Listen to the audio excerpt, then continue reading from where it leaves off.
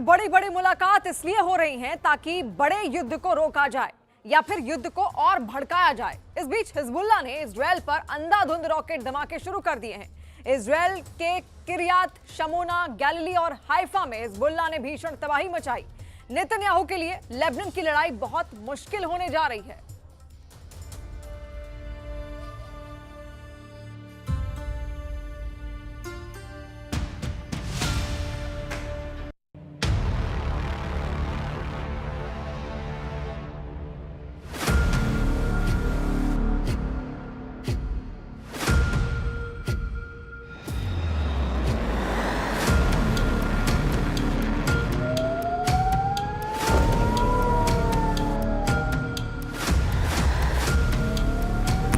इंसानों की यहाँ कोई भी साथ नहीं है।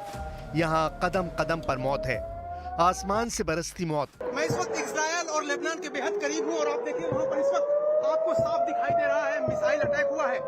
ये देखिए मिसाइल अटैक ऊपर जाकर के आप देखिए साफ साफ मिसाइल अटैक हुआ है। धमाके की आवाज सुनी जा सकती है और सायरन यहाँ पर लगातार बज रहे हैं। यहाँ के लोगों को अलर्ट रहने के लिए कहा जा रहा है कि दूसरा रॉकेट देखिए, ये देखिए दूसरा रॉकेट, ये देखिए दूसरा रॉकेट, तीसरा रॉकेट, चौथा रॉकेट, ये देखिए एक साथ कई रॉकेट बाहर निकल रहे हैं और लगातार देखिए ये रिहायशी इलाकों में धमाके हो रहे हैं। तस्वीरों में देखिए। हिजबुल्लाह सिर्फ युद्ध में मार नहीं खा रहा, इजराइल को मार भी रहा है, तबीयत से मार रहा है। ये देखिए दूसरा रॉकेट, ये देखिए दूसरा रॉकेट, तीसरा रॉकेट, चौथा रॉकेट। मार इतनी भयानक है कि उसका trailer news 18 India reporter Arun Singh और वीडियो जर्नलिस्ट राकेश नेगी ने कैमरे में कैप्चर की है। ये शोर सुनिए, रॉकेट की रफ्तार देखिए, फिर धमाके का असर खुद ब खुद समझ सकेंगे। कलेजा थर्रा देने वाले दृश्य अब इजराइल में दिख रहे हैं।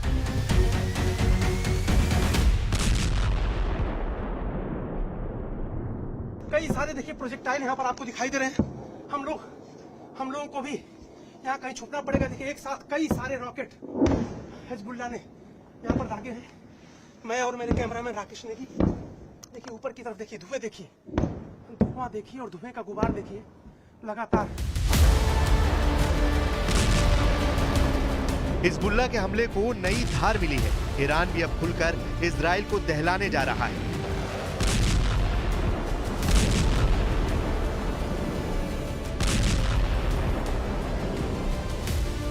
वजह, ईरान को अब एक ऑर्डर पर मिलेगा हर हथियार।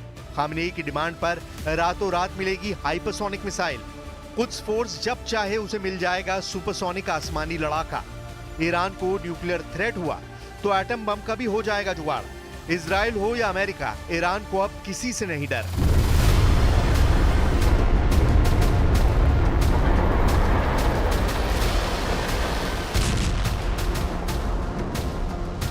ईरान कभी भी इजराइल से नहीं डरा। ईरान ने हर बार इजराइल के हमले का जवाब दिया।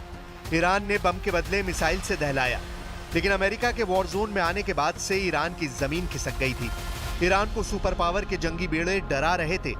ईरान को न्यूक्लियर बमों से लोडेड फाइटर जेट से बचने का कोई रास्ता ही नहीं मिल रहा था।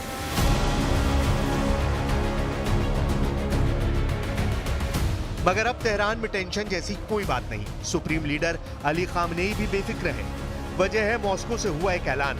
ईरान को रूस से क्या क्या गारंटी मिली है, डिटेल व्हाइट हाउस तक पहुंच गई है, जिसके चलते करीब एक हफ्ते से नेतन्याहू से बातचीत नहीं कर रहे प्रेसिडेंट जो बाइडेन ने फटाफट मीटिंग फाइनल कर ली है। यानी 2 हॉटलाइन एक्टिव है 24/7।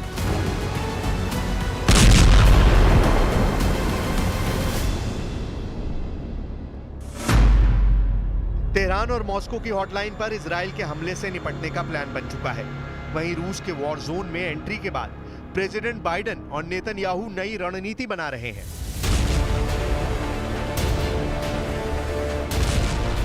लीडर्स की वॉर प्लानिंग से अलग युद्ध के मैदान में खून खराबे की लिमिट क्रॉस होती जा रही है।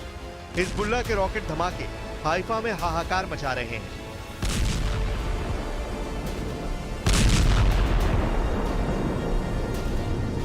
जैसे बेरूत जल रहा है, ठीक वैसे ही दृश्य इजराइल में दिखने लगे हैं। लेकिन इजराइल के बारूदी प्रहार को झेलने की हिम्मत अब हिजबुल्लाह में बची नहीं। हिजबुल्लाह सीज फायर की दहाड़ लगा रहा है।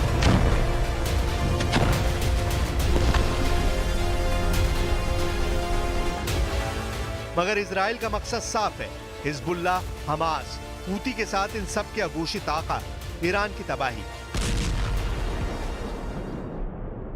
אנחנו משנים את המציאות מקצה אל קצה.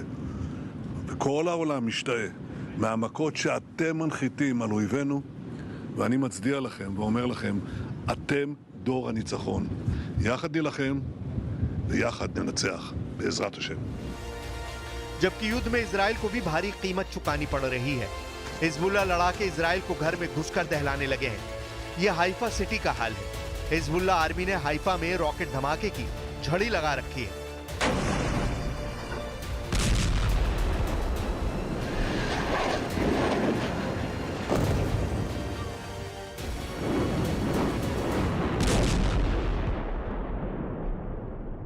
मैं आपको लेके चलता हूं उस कमरे के अंदर जिसकी छत पर यह रॉकेट गिरा था और उसके बाद से ये देखिए पूरा जो छत है वो भरभरा के नीचे गिर गया। इस वक्त भी जो टुकड़े हैं जो ऊपर वो आपको दिखाई दे रहे होंगे, सरिया दिखाई दे रही है और जो गिट्टी जिससे ढलान की जाती है यानी जिससे छत बनाया जाता है वो भी आपको दिखाई दे रही है। कितना तगड़ा ये हमला था कि पूरी 6 इंच की जो छत है और वो भी गिट्टी की छत है वो भरभरा के गिर गई नीचे।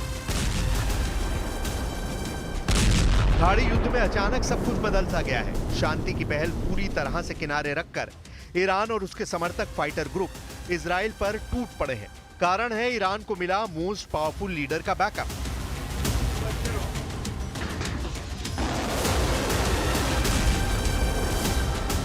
दुनिया भर के अखबारों ने प्रेसिडेंट पुतिन की तुर्कमेनिस्तान में एक मीटिंग की खबर को छापा है, जिसमें वो ईरान के राष्ट्रपति मसूद पेजेश्कियान से 1-to-1 मीटिंग करने जा रहे हैं। मीटिंग का बहाना तुर्कमेन कवि की स्मृति में आयोजित एक समारोह को बनाया गया है। पुतिन पेजेश्कियान अमेरिका के खिलाफ मजबूत फ्रंट तैयार करने को लेकर वॉर प्लान तैयार करेंगे। दूसरी तरफ पुतिन की इजराइल के पीएम बेंयामिन नेतन्याहू से हाल फिलहाल मुलाकात की अभी कोई योजना नहीं। पुतिन से मीटिंग फाइनल होने के बाद से ईरान के हौसले बुलंद है। ईरान के राष्ट्रपति अब खुल्लम खुल्ला वॉर क्राइम के लिए इजराइल के साथ अमेरिका को कोसने लगे हैं।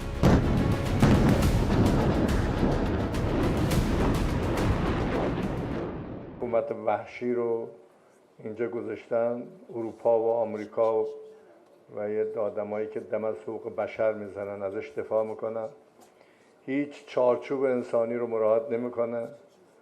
زن و بچه و پیر و جوان رو راحت بمباران میکنه. ईरान और रूस के जॉइंट मिशन की खबर व्हाइट हाउस जैसे ही पहुंची, प्रेसिडेंट जो बाइडेन एक्शन में आ गए। इजराइल मीडिया रिपोर्ट में दावा किया गया है कि बाइडेन ने नेतन्याहू से फोन कॉल पर लंबी चर्चा की है। इस बातचीत में खाड़ी युद्ध में आए बड़े ट्विस्ट पर सबसे ज्यादा जोर दिया गया है। अमेरिका फिलहाल ईरान पर हमले से नेतन्याहू को बचने पर जोर दे रहा है, जबकि नेतन्याहू हर हाल में ईरान को 200 मिसाइल का जवाब देने पर अड़े हैं। लेकिन इजराइल ने हमला किया तो प्रेसिडेंट पुतिन ईरान की हर तरह से मदद के लिए मजबूर हो जाएंगे, क्योंकि ईरान ने रूस यूक्रेन युद्ध में पुतिन को सबसे ज्यादा मदद पहुंचाई है।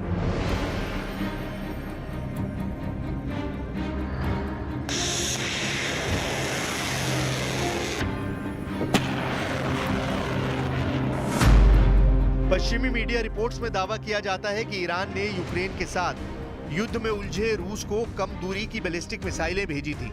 ईरान से फतेह 110, फतेह 360 और जुल्फिकार सिस्टम मॉस्को डिलीवर किया गया था। ईरान ने रूस को बड़ी संख्या में शाहिद 136 ड्रोन की आपूर्ति भी की है। ईरान का एक कमांडर इस वक्त लापता है। दावा किया जा रहा है कि इस कमांडर की मौत तभी हो गई थी जब हिजबुल्लाह चीफ हसन नसरुल्लाह पर बम गिराए गए थे। लेकिन अब ईरान से आए एक बयान से लग रहा है कि यह कमांडर मिसाइल कंट्रोल रूम में बैठकर किसी भी वक्त अगले हमले का बटन दबा सकता है।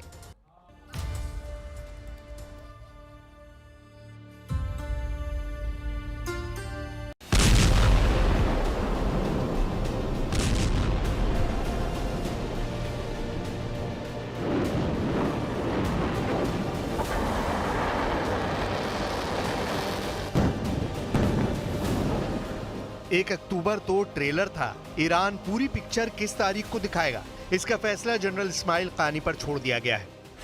इस्माइल कानी यानी ईरान की कुद्स फोर्स का वो कमांडर जिसके मारे जाने की खबर वायरल है। इस्माइल कानी यानी ईरान का वो कमांडर जिसने जनरल कासिम सुलेमानी की जगह ली है। इस्माइल कानी यानी ईरान का वो जनरल जो अगर जिंदा है तो कोई शक नहीं कि उसकी उंगली इस वक्त मिसाइल के बटन पर है।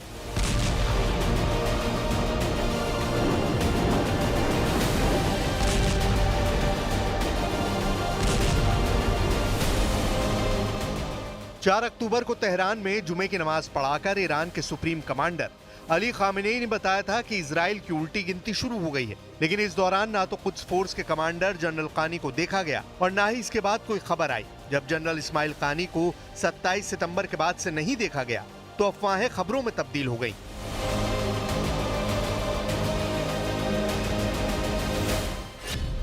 वर्ल्ड मीडिया में खबर आने लगी कि कानी गायब है और शक है कि नसरल्ला पर जब इजराइल की स्ट्राइक हुई तब जनरल इस्माइल कानी वहां पर मौजूद थे। इन खबरों ने ईरान में भी हड़कंप मचा दिया और फिर आई ये सफाई।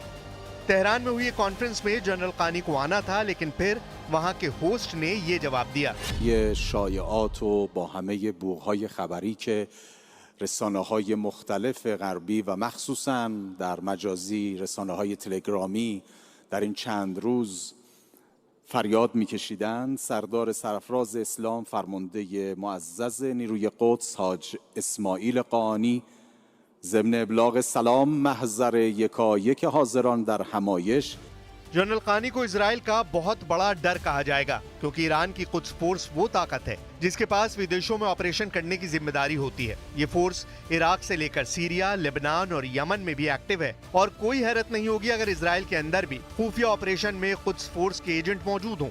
वैसे अभी गेंद इजराइल के पाले में है, क्योंकि 1 अक्टूबर को ईरान के हमले के बाद इजराइल जवाबी अटैक करना चाहता है, लेकिन ईरान कह चुका है कि इस बार उसका हमला कई गुना बड़ा होगा और इजराइल को मिटा दिया जाएगा। ऐसे में जनरल इस्माइल कानी कहां होंगे, ये बड़ा सवाल है।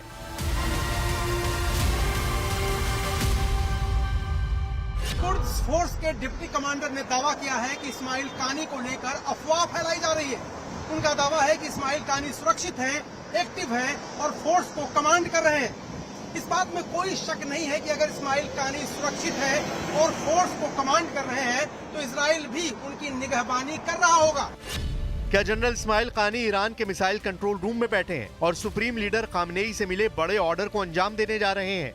क्या जनरल इस्माइल कानी के टारगेट पर हैं इजराइल के 6 बड़े शहर और ठिकाने? अगर ये सच है तो इजराइल पर खतरा बड़ा है। ईरान के टारगेट पर तेल अवीव है, यानी इजराइल की राजधानी और सबसे बड़ा शहर, हाइफा यानी इजराइल का सबसे बड़ा पोर्ट और आर्थिक राजधानी, नेवतिन जहां इजराइल का सबसे बड़ा और खुफिया एयरबेस है, दिमोना यहां है इजराइल का परमाणु रिएक्टर और बाकी शहर हैं अशदोद और एश्केलॉन। رژیم صهیونیستی توصیه می‌کنیم که اراده جمهوری اسلامی ایران رو آزمایش نکنه. اگر هر حمله‌ای به کشور ما صورت بگیره، پاسخ ما قدرتمندانه‌تر و پرقدرت‌تر از گذشته خواهد بود.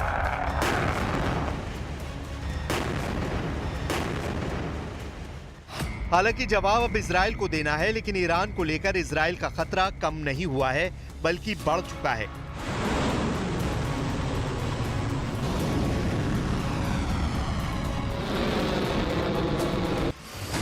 ये इजराइल के अखबार हारेट्स की खबर है। इजराइल के 130 सैनिकों ने लड़ने से इनकार कर दिया है। ये सैनिक चाहते हैं कि इजराइल की सरकार जल्दी से बंधकों की रिहाई को लेकर डील करे। बेंजामिन नेतन्याहू एक बार नहीं कई बार कह चुके हैं कि वो एक साथ 7 फ्रंट पर युद्ध लड़ रहे हैं, लेकिन एक ऐसा मोर्चा भी है जो नेतन्याहू के लिए मुश्किल का सबब बन सकता है। इजराइल की मीडिया में ऐसी खबरें छपी हैं जो नेतन्याहू को परेशान ही नहीं काफी परेशान कर सकती हैं। जब इजराइल का ग्राउंड ऑपरेशन गजा के बाद लेबनान में भी शुरू हो चुका है, तब 130 सैनिकों की ऐसी डिमांड नेतन्याहू के लिए बड़ी मुसीबत शुरू कर सकती है। क्या ये इजराइल की सेना में बगावत कही जाएगी? लेबनान में मौजूद ये इजरायली सैनिक बहुत ज्यादा दबाव में है, क्योंकि लेबनान की मीडिया ने दावा किया है कि हिजबुल्लाह ने इजराइल के कम से कम 25 सैनिकों को मार डाला है, जबकि सैकड़ों घायल हैं। यही वजह है कि अब नेतन्याहू ने एक डिवीजन फोर्स यानी कम से कम 10,000 सैनिकों को दक्षिणी लेबनान के मोर्चे पर भेज दिया है। ऑपरेशन दिन रात जारी है। ऐसे में जब 130 सैनिक लड़ने से मना कर रहे हैं, तब इजराइल की सेना के अंदर क्या चल रहा है, इसका अंदाजा लगाया जा सकता है। مرت سنة على طوفان الأقصى هذا الطوفان هو حدث غير عادي، هو حدث استثنائي، أستطيع أن أقول بأنه بداية تغيير وجه الشرق الأوسط। वैसे नेतन्याहू के खिलाफ पब्लिक के प्रदर्शन तो लगातार होते रहे हैं और हजारों की तादाद में लोग इजराइल की सड़कों पर निकलकर नेतन्याहू के खिलाफ नारेबाजी करते हैं। हमास के कब्जे में जितने बंधक हैं उनको छुड़ाने की मांग लगातार हो रही है। इजराइल में इस वक्त काफी ज्यादा तनाव है। एक तरफ लेबनान की तरफ से हिजबुल्लाह रॉकेट और मिसाइल अटैक कर रहा है, तो दूसरी तरफ ईरान भी लगातार धमकी दे रहा है। यमन की तरफ से हुती विद्रोही भी इजराइल पर लगातार हमले कर रहे हैं। हमास की तरफ से भी खतरा बना हुआ है। इजराइल के हादेरा में एक शख्स ने 6 लोगों को चाकू मार दिया। इजराइल ने इसे आतंकवादी घटना माना है।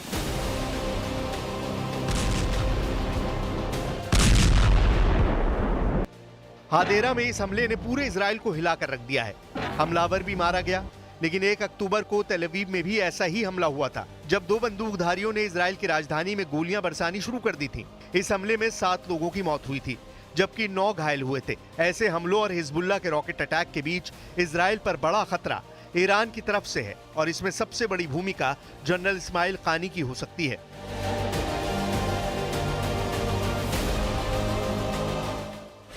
क्योंकि इस्माइल कानी के मारे जाने की खबर को ईरान ने खारिज कर दिया है, इसलिए कयास लगाए जा रहे हैं कि किसी बंकर या कंट्रोल रूम में बैठकर जनरल कानी को नए हमले की तैयारी करने के लिए कहा गया है। और इस वक्त उनकी उंगली भी उसी बटन पर है जिसे दबाकर 1 अक्टूबर को 200 मिसाइल इजराइल पर फायर की गई थी।